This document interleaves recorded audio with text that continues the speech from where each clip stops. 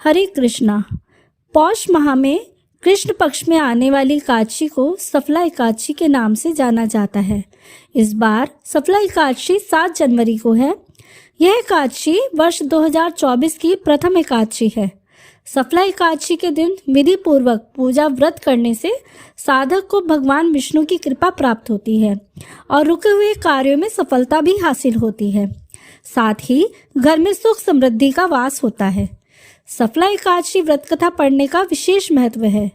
मान्यता है कि सफला एकादशी का व्रत कथा पढ़ने से पूजा सफल होती है और व्रत का पूर्ण फल प्राप्त होता है। आइए सुनते हैं सफला एकादशी की व्रत कथा। चंपावती नगरी में एक महिष्मान नाम का एक राजा राज्य करता था।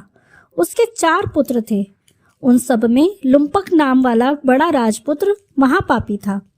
वह पापी सदा परस्त्री और वैश्यगमन तथा दूसरे बुरे कर्मों में अपने पिता का धन नष्ट किया करता था। सदैव ही देवता, ब्राह्मण, वैष्णवों की निंदा किया करता था। जब राजा को अपने बड़े पुत्र के ऐसे कुकर्मों का पता चला तो उन्होंने उसे अपने राज्य से निकाल दिया।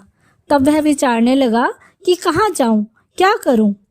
अंत में उसने चोरी करने का निश्चय किया। दिन में वह वन में रहता और रात्रि को अपने पिता की नगरी में चोरी करता तथा प्रजा को तंग करने और उन्हें मारने का कुकर्म करता। कुछ समय पश्चात सारी नगरी भयभीत हो गई। वह वन में रहकर पशु आदि को मारकर खाने लगा।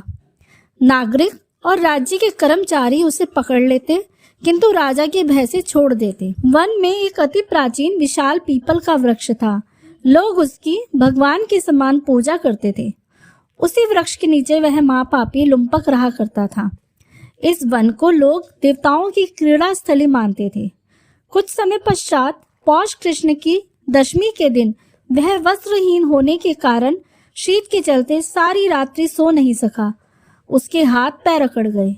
सूर्योदय होते होते वह मूर्छित हो गया।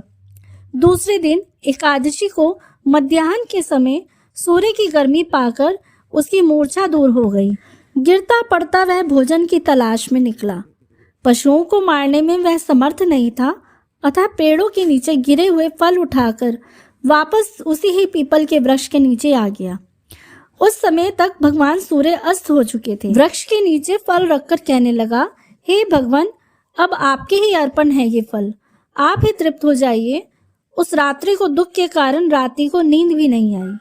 उसके इस उपवास और जागरण से भगवान अत्यंत प्रसन्न हो गए और उसके सारे पाप नष्ट हो गए।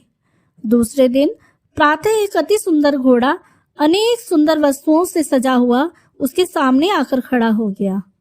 उसी समय आकाशवाणी हुई कि हे राजपुत्र, श्री नारायण की कृपा से तेरे पाप नष्ट हो गए हैं। अब तू अपने पिता के पास जाकर राज्य प्राप्त कर। ऐसी वाणी सुनकर वह अत्यंत प्रसन्न हुआ और दिव्य वस्त्र धारण करके भगवान आपकी जय हो ऐसा कहता हुआ अपने पिता के पास गया। उसके पिता ने प्रसन्न होकर उसे समस्त राज्य का भार सौंप दिया और स्वयं वन के रास्ते चल दिए। अब लुम्पक शास्त्र के अनुसार राज्य करने लगा। उसकी स्त्री, पुत्र आदि सारा कुटुंब भगवान नारायण का परम भक्त हो गया। वृद्ध होने पर वह भी अपने पुत्र को राज्य का भार सौंपकर वन में तपस्या करने चला गया और अंत समय में बैकुंठ को प्राप्त हुआ। अतः जो मनुष्य इस परम पवित्र सफला एकादशी का व्रत करते हैं उन्हें अंत में मुक्ति मिलती है। जो नहीं करते वे पूंछ और सींगों से रहित पशुओं के समान हैं। इस सफला एकादशी के महात्म्य को पढ़ने या उसका श्रवण करने से मनुष्य को अश्वमेध यज्ञ का फल मिलता है। हरे कृष्णा।